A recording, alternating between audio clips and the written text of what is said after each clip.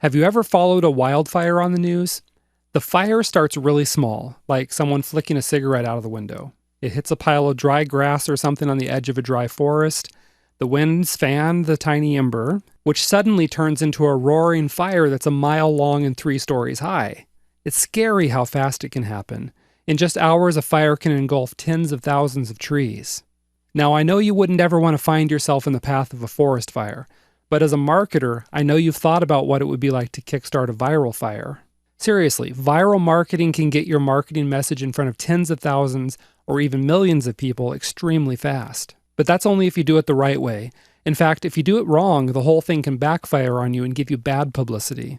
Whether you're launching a viral contest or trying to get traction on a video, infographic, meme, or other viral content, there are certain do's and don'ts you need to follow which will increase your chances of success.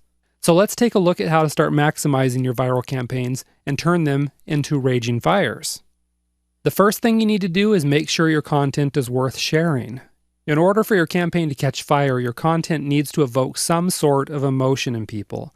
When in doubt, try to evoke primal emotions like anger, surprise, fear, disgust, and happiness. This is all about throwing some fuel on the fire, so to speak. Think about some of the viral content you've shared, and there's a good chance all of it has evoked one of the emotions I just mentioned.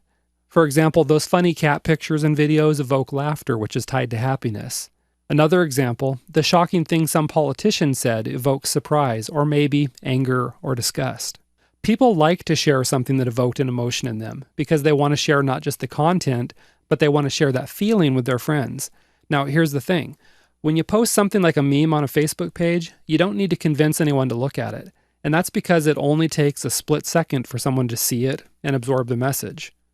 However, if your content requires your video to invest a little bit of time in order to get the message, such as a video, then you're going to need to convince them it's worth their time to click it and view it, which brings us to the next point.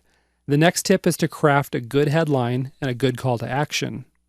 You really could have the most amazing video, report, or other content on the planet, but it's not going to catch fire if you can't get the first wave of visitors interested enough to actually click on it and open your content. So that's why you need to craft a good headline and call to action which persuades people to click. Yes, this is sales copy, and yes, it should evoke an emotion or arouse curiosity. If you want good examples of how to do this, go to Upworthy.com. This site mainly curates videos from other sources, but the key to their success are the headlines they attach to the video. Let me give you just a few examples that are taken directly from the Upworthy site.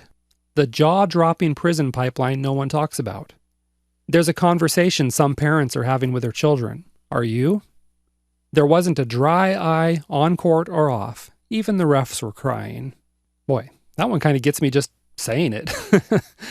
Okay, here's a couple more. If you were born between 1982 and 2002, there's stuff you should know about you and your awesomeness. And then finally, the biggest problems of our times all come down to this word that starts with E. This is good stuff.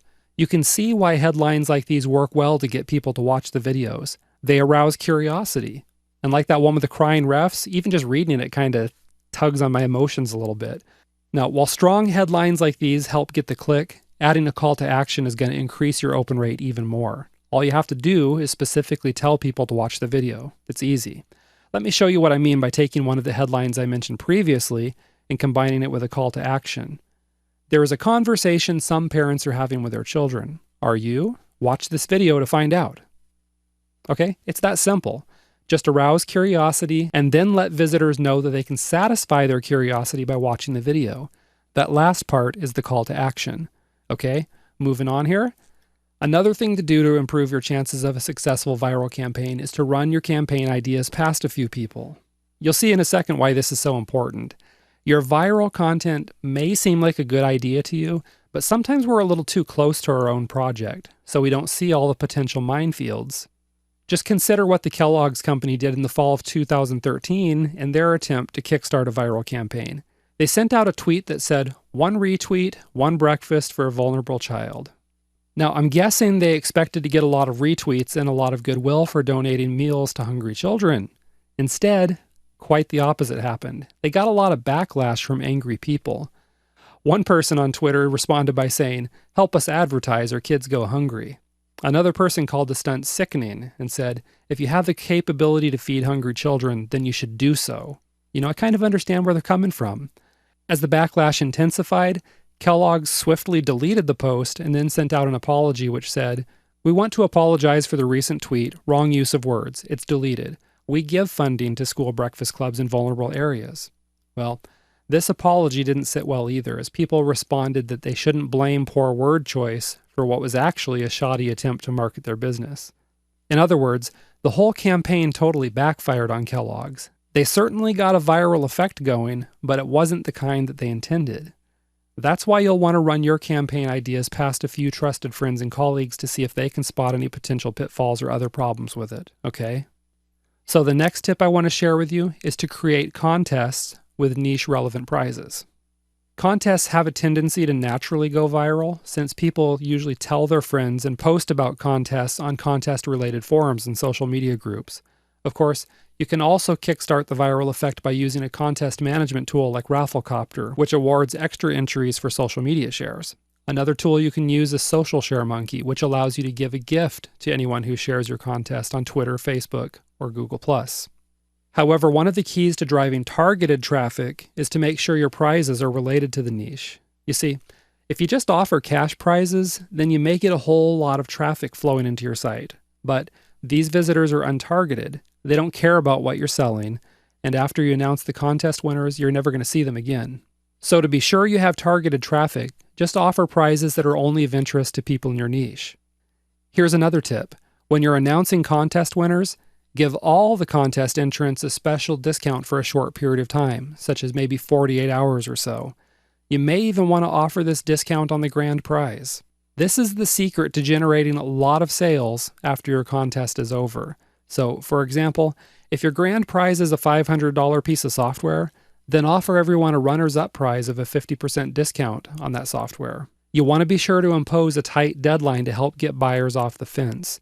You should have a good sales spike from this, as most of your entrants obviously want the product, otherwise they wouldn't have tried to win it, right? Let's go ahead and move on here. The next tip is to study the popular viral content in your niche. In other words, you want to reverse engineer to see what works for your audience. Ask yourself what emotions this content appeals to.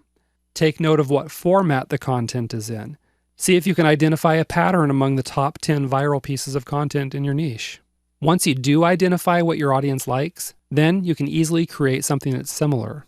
Of course, keep in mind that even a viral campaign that looks like a great idea and you think has a lot of potential to take off, it might not. It might just fizzle out. But that's okay. You can play the percentages, you can keep putting more content out. Remember, the more content you shove out there, the more likely it is that you'll hit that home run that every marketer dreams about. The one that creates millions of views and a stampede of traffic to your site. The kind that other people will be using as examples on their products for years to come. Okay? One final tip. You want to launch your content at the right time.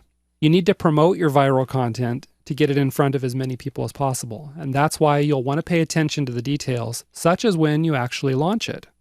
Good times to launch your content are at 9 a.m. Eastern and noon Eastern if your primary audience is in the United States. That's because people are just getting to work at 9 o'clock and they're just checking their Facebook accounts and emails before they settle in. At noon Eastern, the West Coast population is just getting to work, while the East Coast population is going to lunch. Again, these times work great if you have a US audience. If you don't, then just figure out when your market is most likely to be online. That's when you'll want to drop your viral content on social media, your blog, and to your newsletter. So there you have it. 6 solid tips for maximizing your viral campaigns. Check out the resource section on this page for more information about tools you can use to launch your viral campaign, like Social Share Monkey. And then start brainstorming about how to start your own viral wildfire that sweeps across your niche. Next up, did you know that you can get people to pay you at the same time they send you traffic? And the best thing is they do it willingly. You'll find out how to do that in the next video.